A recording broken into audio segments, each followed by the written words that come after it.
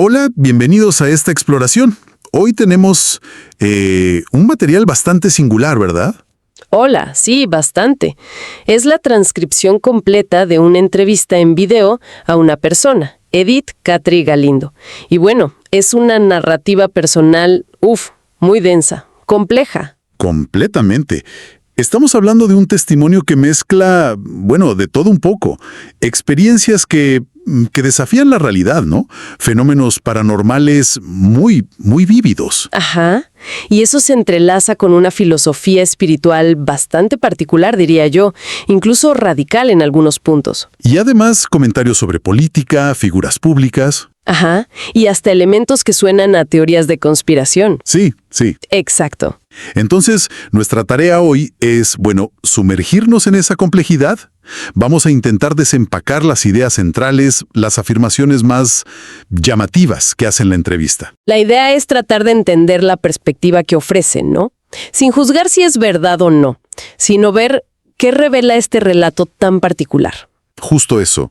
Es como un viaje a una cosmovisión muy, muy elaborada. Ok, vamos a desempacar esto. Y fíjate que lo fascinante aquí es cómo convergen tantas capas de experiencia. Lo personal, lo paranormal, lo espiritual, incluso lo político. Es casi un espejo de muchas corrientes de pensamiento actuales, ¿no crees? Totalmente. Y dada la cantidad de información, quizá lo mejor sea abordarlo por temas, ¿no te parece? Sí, yo creo que sí. Un enfoque temático nos va a ayudar a navegar todo esto. Perfecto. Entonces, ¿por dónde empezamos? Con tanto material. Quizá por lo más impactante, ¿no? Esas experiencias que chocan de frente con nuestra realidad cotidiana. Sí, podríamos empezar por ahí. La fuente describe fenómenos que caen de lleno en lo que llamamos paranormal o anómalo. Habla, por ejemplo, de bilocación. Sí. Cuenta una historia bastante desconcertante. En una escuela de arte dice que una compañera juraba haber estado hablando con ella en el baño. Ajá. Mientras, al mismo tiempo, la veía entrar al edificio. Imagínate la reacción de la compañera. Debió ser un shock. Claro. Es un fenómeno, reportado en distintas tradiciones místicas y relatos así, ¿no? La idea de estar en dos sitios a la vez, pues desafía nuestra noción básica del espacio y el tiempo. Más allá de si pasó o no, narrativamente ya la coloca como alguien que opera fuera de las reglas normales, digamos. También describe con mucha frecuencia viajes astrales, o sea, salidas del cuerpo. Dice que le pasa desde niña sin buscarlo. ¿Y qué ve en esos viajes? ¿Da detalles? Sí. Menciona visiones recurrentes. Una es una circunferencia de símbolos luminosos, como flotando. Y otra, esta es curiosa, una interacción con leones en el plano astral, que al final se postran ante ella. Las experiencias fuera del cuerpo son otro clásico de estos fenómenos. Lo interesante ahí es el contenido simbólico, ¿no? Los leones, los símbolos. Sugiere como un lenguaje personal, o quizá arquetípico, con el que ella interpreta esas experiencias que no son ordinarias. Y ojo, no podemos olvidar la levitación. Cuenta haberse elevado sobre sus hermanos cuando era niña, y otra vez, más reciente, sobre su cama. Dice que esa última vez se asustó muchísimo. Claro, es que la levitación es quizá de lo más drástico, ¿no? Una aparente suspensión de la gravedad, que le dé miedo incluso a quien lo vive, pues subraya lo transgresor que es frente a lo que esperamos físicamente. Ahora, otro punto fuerte y muy variado en su relato son los encuentros con seres no humanos. Describe, por ejemplo, a los famosos hombres de negro. Ah, mira, figuras icónicas de la ufología y la conspiración. ¿Y cómo los describe ella? Da detalles. Relata al menos 2 encuentros. Uno en un centro comercial. Describe un ser muy pálido, casi transparente, con una línea negra por ojos, que desaparece como atravesando un portal en unas escaleras eléctricas. Así lo cuenta. Y otro encuentro parecido en un parque, siempre con esa capacidad de aparecer y desaparecer de golpe. Esa descripción, fíjate, encaja con muchos reportes. Apariencia extraña, comportamiento como enigmático y esa habilidad de desafiar las leyes físicas. A menudo se les asocia con silenciar testigos o manipular información en estas narrativas. Luego están los otros clásicos, los seres grises plateados. Ajá, ¿los grises? Describe un encuentro nocturno en su habitación con 3 de ellos. Ojos grandes, rasgados, y dice que se comunicaron telepáticamente. ¿Y qué le dijeron? ¿Recuerda el mensaje? Sí, recuerdo una frase clave. Si controlas la mente, controlas las emociones, y por ende todo lo demás. ¡Wow! Los grises son omnipresentes en la cultura popular sobre ovnis, claro, pero ese mensaje sobre el control mental es interesante. Conecta con temas de poder, de conciencia, de manipulación, que son recurrentes tanto en teorías de conspiración como en ciertas filosofías espirituales, ¿no? Totalmente. Pero la variedad de seres no termina ahí, ¿eh? Menciona también visiones de seres como felinoides, tipo león o minotauro. Los vincula a un evento potencialmente traumático para ella y su hijo. Felinoides, vaya. Sí. Y por otro lado, encuentros con figuras históricas o religiosas. Dice haber visto a Juan Pablo II en el Vaticano, como esperándola, y encuentros con Jesucristo. Afirma que se le ha aparecido con rasgos de distintas razas y que una vez le dio un mensaje en arameo. A ver, es una galería de entidades bastante ecléctica, ¿no? Desde los tropos ufonógicos, como los grises o los hombres de negro, hasta figuras religiosas centrales. Esto sugiere una cosmología personal muy, muy rica y compleja, donde diferentes tipos de seres o energías interactúan con ella. Exacto. Esto plantea una pregunta importante sobre la naturaleza de la percepción y cómo clasificamos estas experiencias tan inusuales. Y estas interacciones no se limitan a la Tierra. Aquí es donde se pone realmente interesante.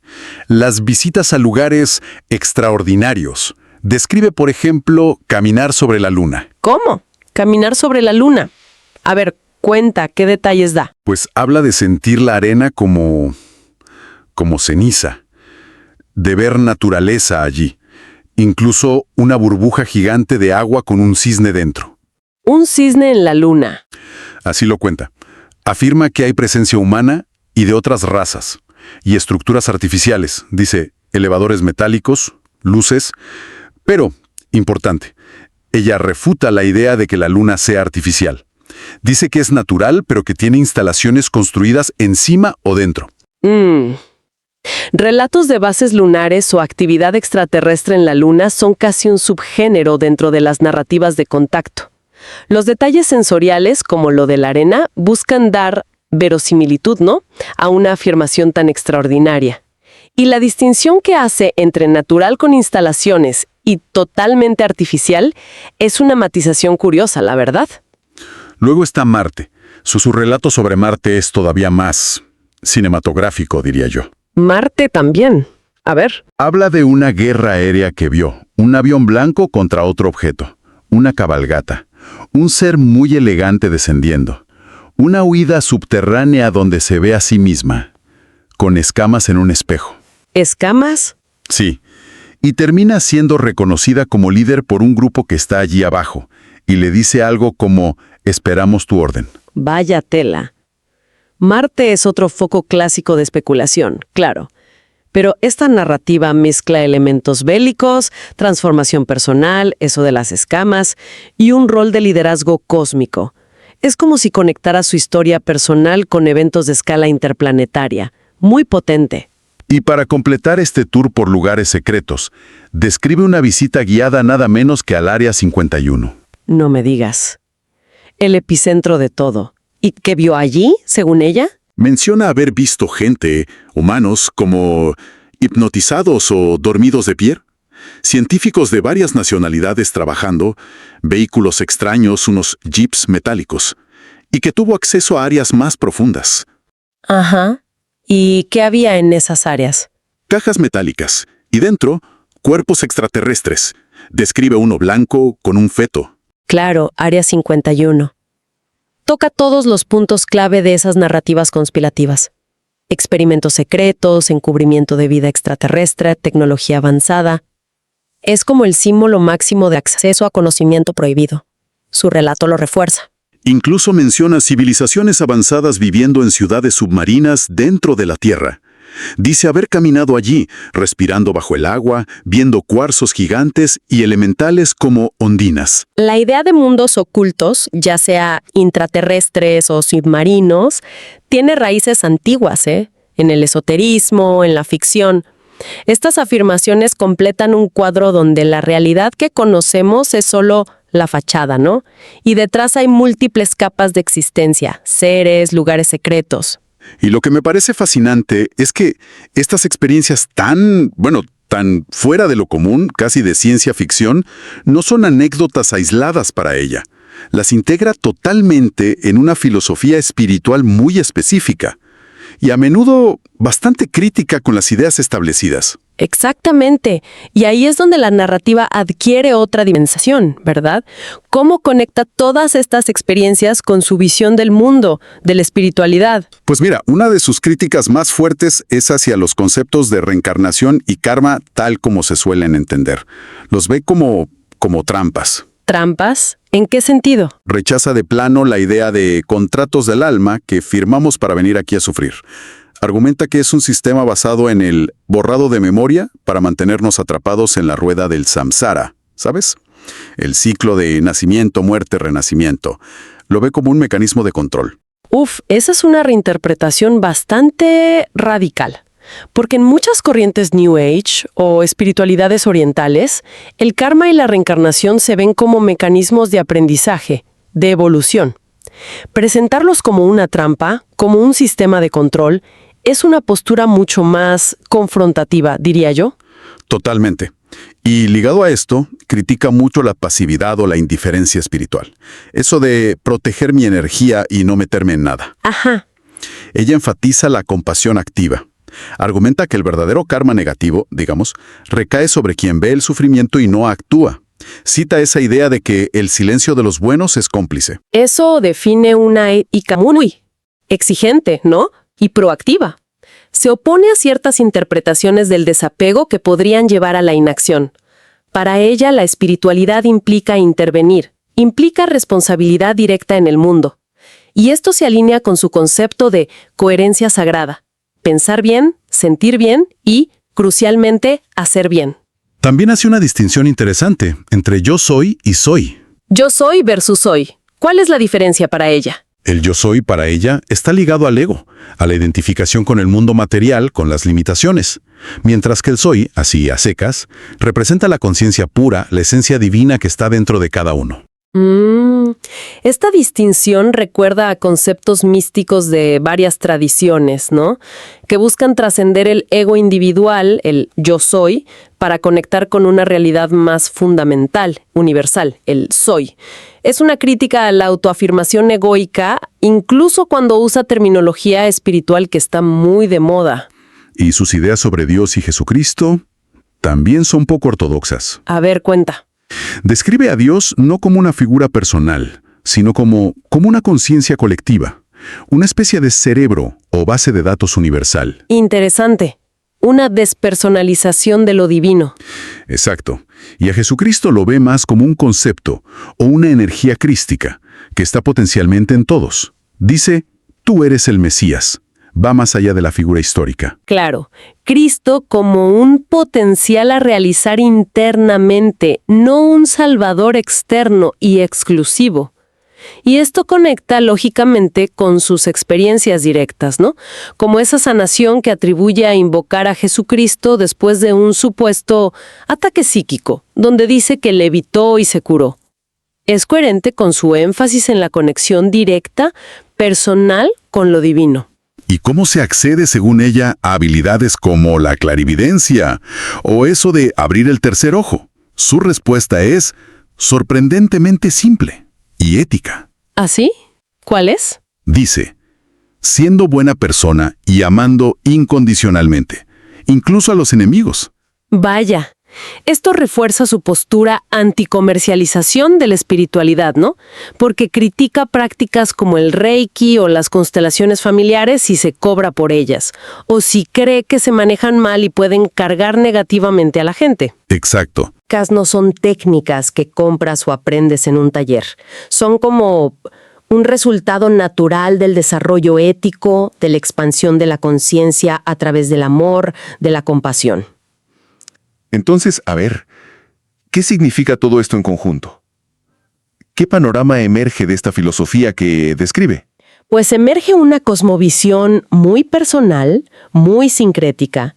Integra experiencias paranormales que son extremas con una filosofía espiritual que es, por un lado, radicalmente ética y por otro, muy crítica con las estructuras establecidas, ya sean religiosas tradicionales o incluso las corrientes más comerciales de la espiritualidad alternativa. Es como un llamado al empoderamiento individual. Sí, a través de la conciencia, el soy, de la compasión activa y de la conexión directa con una divinidad que ella reinterpreta. Rechaza intermediarios, rechaza sistemas kármicos que percibe como limitantes o directamente engañosos. Pero la narrativa no se queda solo en lo paranormal y espiritual, que ya es bastante. También entra en comentarios sobre geopolítica y elementos conspirativos. Sí, y es interesante ver cómo se entrelazan esas dimensiones. ¿Qué tipo de comentarios hacen ese ámbito? Pues hay observaciones sobre la política estadounidense. Menciona, y aquí es importante recalcar que solo estamos reportando su perspectiva con neutralidad. Claro, es su visión. Afirmaciones sobre figuras como Donald Trump. Le atribuye motivaciones de miedo, interés en recursos minerales mexicanos y predice un futuro atentado contra él. Sobre Joe Biden comenta una orden ejecutiva específica sobre perforación marina. Incluso habla de dinámicas de poder demográfico basadas en tasas de natalidad diferentes entre grupos.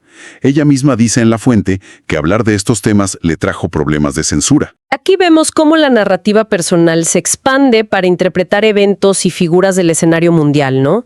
Las motivaciones ocultas, las predicciones, las dinámicas de poder subterráneas son elementos comunes en cómo las teorías conspirativas abordan la política. Se sugiere que hay fuerzas y agendas no visibles operando detrás de lo que vemos en las noticias. Justo. Y eso se conecta con referencias a conspiraciones gubernamentales y tecnológicas más amplias. Vuelve a salir Área 51, vinculada a tecnología oculta. Otra vez Área 51. Sí. Habla de Elon Musk, sugiriendo que tiene conocimientos secretos sobre Marte y que sus peleas públicas con otros magnates son pura estrategia. Menciona sospechas sobre la muerte del divulgador de salud Frank Suárez, afirmando incluso haber tenido contacto con él después de muerto. Contacto post-mortem. Eso dice. Y relata haber visto helicópteros negros sobrevolando su casa. Un clásico. Este es un patrón muy reconocible en el pensamiento conspirativo contemporáneo, ¿verdad? Se teje una red que conecta gobiernos, tecnología avanzada, quizá de origen extraterrestre vía Área 51, figuras públicas influyentes como Musk y la eliminación sospechosa de figuras alternativas como Suárez. Y los helicópteros negros, otro símbolo clásico de vigilancia y acoso por agencias secretas en estas narrativas. Y todo esto se adereza con referencias a conocimiento como esotérico u oculto. Menciona las míticas 7 ciudades de oro. Ah, las de Cíbola. Esas. Pero dice que no son minas de oro, sino una vena geológica especial, según un documento federal. Y habla de Chámbala, un lugar etérico al que dice haber sido invitada en un viaje astral. Si conectamos esto con el panorama general, vemos la fusión de la conspiración política y tecnológica con el esoterismo más tradicional. Lugares legendarios se incorporan a esta red de conocimiento secreto que solo es accesible para unos pocos, o por vías no convencionales como los viajes astrales. Refuerza la idea central. Existe una realidad oculta, con sus propias reglas, lugares, actores, que influye decisivamente en nuestro mundo visible. Y es importante mencionar, aunque no nos metamos hoy a fondo en eso, que todo esto que cuenta sucede en el contexto de una vida que ella describe como, llena de eventos dramáticos. El contexto personal siempre es clave. Claro. Habla de una infancia particular, habilidades psíquicas heredadas de la madre, estudios de leyes, trabajo en el gobierno mexicano, amenazas que la forzaron a emigrar a Estados Unidos, un matrimonio complicado, y su trabajo posterior con migrantes en la frontera, en El Paso, con Rubén García. Ese trasfondo personal es fundamental, sin duda. Las experiencias vitales intensas, persecución, migración forzada, enfrentarse a sistemas de poder, trabajar con gente en situaciones de vulnerabilidad extrema, pueden moldear profundamente cómo una persona interpreta eventos inusuales o construye sistemas de creencias alternativos. ¿Tiene sentido? Estas narrativas tan complejas pueden ofrecer un marco para dar sentido a un mundo que se percibe como caótico, peligroso, injusto. Y a menudo proporcionan un sentido de misión, de propósito personal frente a la adversidad. Haciendo un balance, entonces.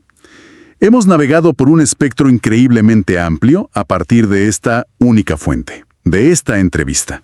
Desde encuentros con supuestos seres de otros mundos, viajes interdimensionales, pasando por una filosofía espiritual que le da la vuelta a ideas como el karma, hasta comentarios sobre política actual y teorías conspirativas. Un relato personal verdaderamente. Singular, no hay otra palabra. Y a pesar de toda esa diversidad de temas, sí emergen hilos conductores claros, ¿no? La convicción en que existen múltiples realidades, que lo que vemos no es todo, una crítica profunda a los sistemas de poder establecidos, ya sean espirituales, políticos, sociales. Sí, esa crítica es constante. En la búsqueda incesante de un significado trascendente y una percepción del mundo como un escenario de lucha entre fuerzas que ella ve como luz y oscuridad. Es notable también su predicción final, donde la mayor amenaza futura no sería una guerra humana, sino un cataclismo natural, consecuencia, según ella, de la propia actividad humana. Lo cual nos deja con una pregunta para reflexionar, ¿no? Especialmente interesante para quien busca aprender y comprender perspectivas diversas, más allá de si creemos o no en la veracidad de cada afirmación individual en un testimonio tan extraordinario como este. ¿Qué nos revela sobre la capacidad humana para construir narrativas complejísimas que intentan dar sentido al universo, a las experiencias que se nos escapan, que no entendemos fácilmente, y a nuestro propio lugar en todo ese cosmos? Ajá. ¿Cómo navegamos la información cuando desafía tan fundamentalmente nuestra comprensión de lo que es posible? Es una pregunta crucial en nuestra época, totalmente. Analizar estas narrativas, incluso las que nos parecen más alejadas de lo convencional, nos ayuda a entender mejor los mecanismos de la creencia, de la interpretación, y esa profunda búsqueda humana de significado en medio de la incertidumbre y de lo inexplicable. Exacto. Bueno, gracias por acompañarnos en esta exploración tan particular y compleja. Ha sido intenso. Gracias a ti, sí, un material que da mucho que pensar. Hasta la próxima.